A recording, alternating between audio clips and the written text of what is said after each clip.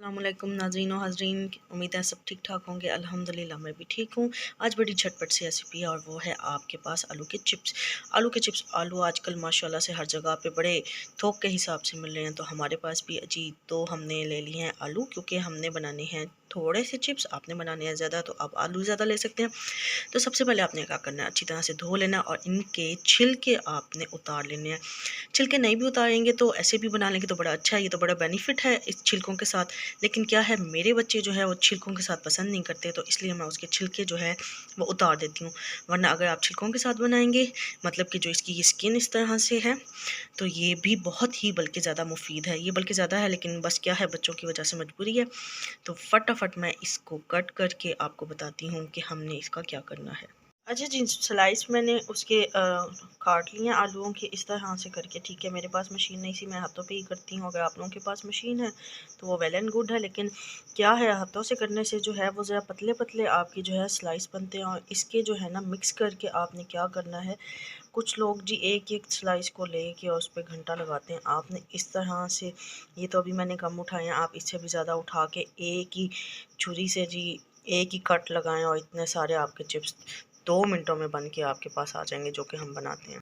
तो जी ये देखिए, मैंने जो है पतले पतले से मैंने आलू के चिप्स काट लिया। कुछ नहीं करना, सिर्फ इसे आपने पानी से वॉश करना है, इसकी मिट्टी निकालनी है जो इसकी बाकी मांदा थोड़ी बहुत रहती है, ठीक है। और आपने चूल्हा चढ़ा देना है, उसके अंदर ऑयल गर्म होने के लिए कढ़ाई, और जितने इसका थोड़ा सा पानी खुश्क हो जाएगा बस। मैंने इसको धो के अच्छी तरह से मैंने इसको रख लिया था एक साइड पर। अब इतना ही देखें आपने, ये थोड़ा सा खुश्क हुआ, पानी बस इसका ख़त्म हुआ, नहीं तो पानी अभी भी मॉइस्चराइजिंग इसका थोड़ा सा है। और जो है ना, इसके बाद हमने बस क्या करना है, ऑयल मैंने गर्म करने के लिए उठा दिया था, हमने उसमें डालना है और इसको पका लेना है। तेज़ आंच पे ही पका लें या नॉर्मल आंच कर ले, इतनी आंच पे पकाएं ताकि आपके ये चिप्स ना बड़े अच्छे बन जाएँ।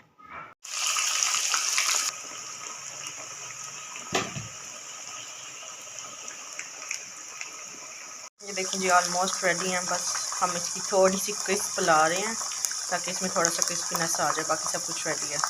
तो जी ये हमारे क्रिस्पी से यमी से चिप्स बनकर तैयार हो गए हैं, ठीक है। आप इसकी आवाज़ खुद सुन सकते हैं।